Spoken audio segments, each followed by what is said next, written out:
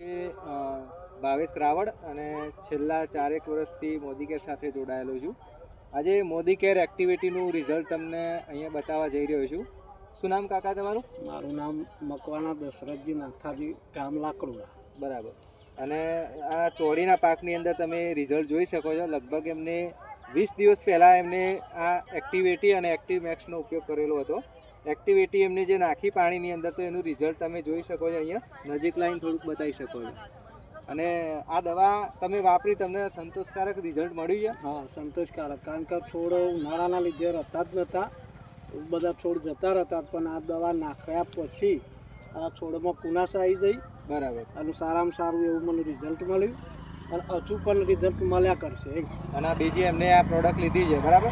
અને હજુ એમને એવું કહેવું છે કે આવી પ્રોડક્ટ વાપરવાથી છોડ કુમાસમાં રહે છે અને સારું એવું રિઝલ્ટ બી મળે છે.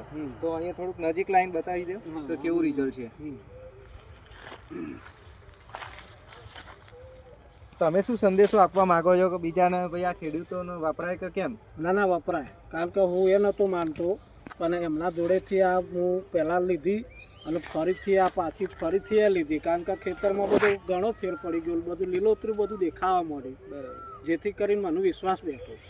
એટલે અત્યારે હાલ પણ એ મારા ખેતરના જોડે જ રોડ છે, ત્યાંથી એ નીકળે એટલે મુલાકાત લેતા જાય છે. બરાબર. તો એ મને જે તે સલાહ આપતા રહેશે અને એનું રિઝલ્ટ મળ્યા કરે છે. બરાબર. તો ઓછા ખર્ચે વધુ ઉત્પાદન મેળવવા માટે એક્ટિવિટીનો તમે ઉપયોગ કરી શકો છો. મોદી કેર એક્ટિવિટીનું ખાસ તમે ઉપયોગ કરો અને વધુમાં વધુ ખેડૂતોને આ બતાવો કે ભાઈ ખરેખર આ વાપરવા લાયક છે આ દવા. અને હું એ જ કહેવા માગું છું કે ઓછા ખર્ચે વધુ ઉત્પાદન મેળવવા માટે એક્ટિવિટીનો ઉપયોગ કરો. Modi care activity. જય હિન્દ. જય હિન્દ.